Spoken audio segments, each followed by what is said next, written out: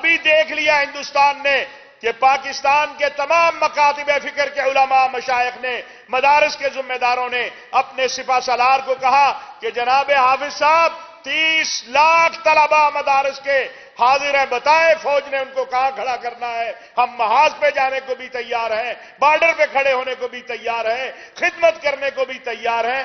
الحمدللہ پاکستان کا مسجد مدرسہ اللہ اور اللہ کے رسول اور اپنے وطن کے ساتھ تم سے زیادہ وفادار ہے۔ بے شک گلے شکوے ہمیں آپس میں ہوں گے، ہوتے ہیں، ہر ریاست میں ہر حکومت میں ایک دوسرے کے ساتھ گلے شکوے ہوتے ہیں۔ اس کا مطلب یہ نہیں ہوتا کہ ملک سے غداری کی جائے، اس کا مطلب یہ نہیں ہوتا ہے کہ ملک کے اندر انارکی پھیلائی جائے۔ کتنی پاکستان کے اندر جماعتیں کل عدم ہوئی ہیں، قبول کیا سب نے، اس قانون کے مطابق زندگی گزار رہے ہیں۔ یہ میں انشاءاللہ آپ کو، یہ ماشاءاللہ نقشبندی صاحب بھی بیٹھے ہیں، عمران حنفی صاحب بھی بیٹھے ہیں، ہم نے کوشش کی ہے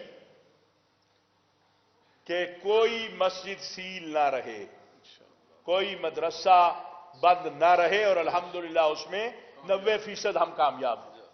ایسے ہی ہے نقشبندی صاحب؟ ایسے ہی 90% ہم کامیاب ہیں، اور انشاءاللہ جو باقی 10% ہے وہ بھی ٹھیک ہوگا انشاءاللہ۔ وہ مسجد جس کے محراب و منبر سے لا الہ الا اللہ کی صدا آتی ہے وہ انشاءاللہ جاری و ساری رہے گی، اور اس مسجد مدرسہ محراب و منبر کے ہم وارثان جو ہیں ہم اس کے محافظ ہیں انشاءاللہ تعالی۔ کوئی ایسی چیز جس سے پاکستان کے نظریے کو، پاکستان کی جغرافیائی سرحدوں کو نقصان ہو، یہ کبھی ہم قبول نہیں کر سکتے، ناقابل قبول ہو سکتا ہے۔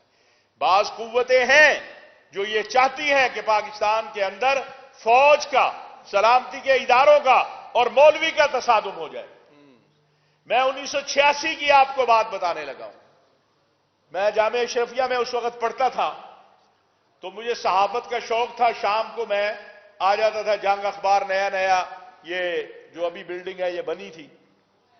اس وقت ایک ریسرچ آئی جو کہ پاکستان کو اگر آپ نے تباہ کرنا ہے تو 3-4 چیزیں کی جائیں،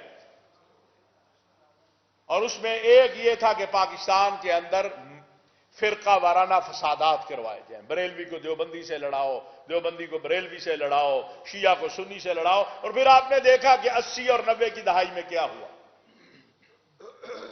8,500 علماء کی لاشیں ہم نے اٹھائی ہیں۔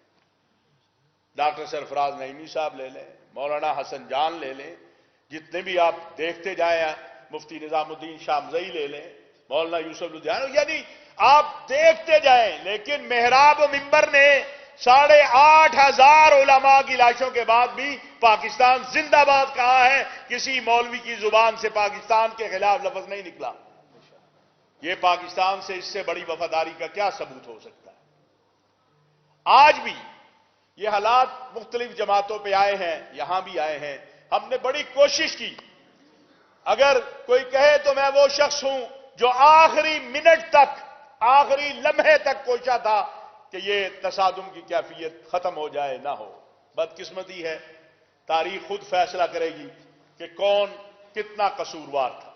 میں اتنا آپ کو کہہ سکتا ہوں کہ میرے سے وہ لوگ عمر میں بھی کم تھے، تو باقی تو میں طالب علم ہوں کہ میں نے ان کے داڑھیوں کو بھی ہاتھ لگایا اور میں نے ان کے قدموں پہ بھی ہاتھ لگایا کہ خدا کے لیے یہ جو یا رسول اللہ کہنے والا ہے، تاجدار ختم نبوت زندہ باد کہنے والا ہے، اس کا خون بہے یا میرے رینجر والے کا بہے یا میری پولیس والے کا بہے، یہ میرا خون ہے، وہ میرا ہے، اس کو ہم کسی طرح روک لیں، اس کو کسی طرح یہ تصادم نہ ہو۔ بدقسمتی ہے کہ ہم نہیں وہ حاصل کر سکے جس کے لیے ہم کوشاں، لیکن ہم اپنے ملک کے امن کے لیے اب جعلی ویڈیو بنا کر بھیجی جا رہی ہیں، کبھی کچھ کیا جا رہا ہے، یہ ایک میڈیا کی جنگ ہے جس کے خلاف ہم سب کو کھڑا ہونا ہے۔ دیکھیں ہمارے اصل محاذ جو ہیں وہ قال اللہ وقال رسول اللہ کو پھیلانا ہے۔ آج میرا نوجوان الحاد کی طرف، فحاشی اور یعنی نے اپنا غلبہ جو ہے وہ پانا شروع کیا ہے، وہ محاذ دشمن چاہتا ہے ہم سے چھوٹ جائے، جو اصل بات ہے وہ ہم سے رہ جائے، جس بنیاد پہ ہم خیر امت ہیں وہ ہم سے نکل جائے۔ ہم خیر امت اسی لیے ہیں نا، کنتم خیر امت اخرجت للناس تأمرون بالمعروف وتنہون عن المنکر، اس سے ہم نکل جائیں اور ان چیزوں میں الجھ جائیں۔ ہم کبھی نہیں الجھیں گے ان چیزوں میں انشاءاللہ تعالی۔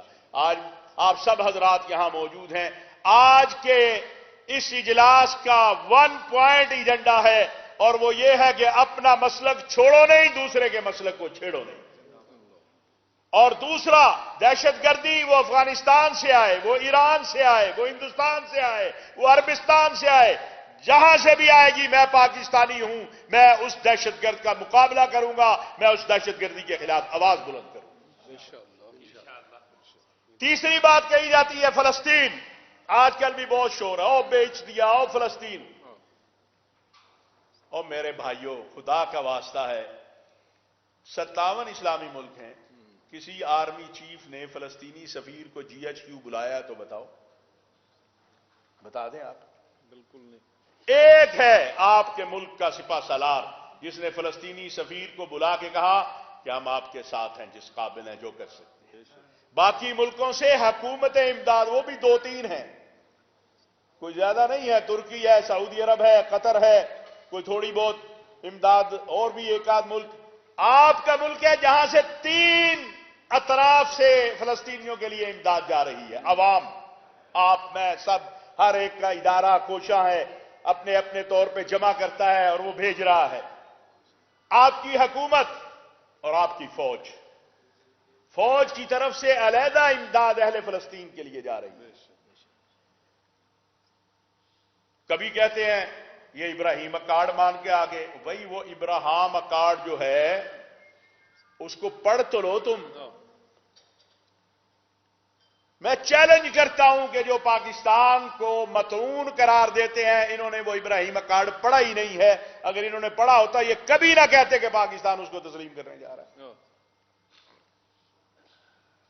ابراہیم اکارڈ کی حیثیت اگر رہ جائے گی تو ایک بین المذاہب معاہدے، بین المذاہب، یہ جو آپ کے ہاں مانگی کمیٹیاں ہوتی ہیں، وہ رہ جائے گی اگر اس کو کسی طور پر کسی نے تسلیم کرنے کا سوچا۔ کیسے ہم سوچ سکتے ہیں، کیسے تصور کیا جا سکتا ہے کہ اگر اس میں یہ چیز موجود ہو کہ بیت اللہ اور مدینہ منورہ کو کھلا شہر قرار دیا جائے؟ یہ ممکن ہے؟ کیسے ہو سکتا ہے؟ ابھی آپ نے دیکھ لیا سعودی ولی عہد جو ہے، انہوں نے کہا بھائی یہ بعد میں اس پہ بات ہوگی، فلسطین کی 2 ریاستی حل کی بات پہلے ہوگی۔ ہمیں تو فخر ہونا چاہیے کہ آج دنیا میں 3 شخصیات پہ پوری دنیا کا فوکس ہے۔ ایک امریکی صدر ہے، ایک سعودی ولی عہد ہے، اور تیسرا آپ کا سپہ سالار فیلڈ مارشل حافظ سید عاصم منیر ہے۔ ساری دنیا کا نظام ارد گرد گھوم رہا ہے۔ اور یہ بھی میں آپ سے عرض کروں، چونکہ میں عرب اسلامی دنیا کا طالب علم ہوں، یہ مئی سے پہلے ذرا نکال لیں عرب لیگ کا جو اجلاس ہوا تھا مصر میں، کیا پاکستان کا نام تھا کہیں؟ جب آپ فاتح بنے، یعنی ہم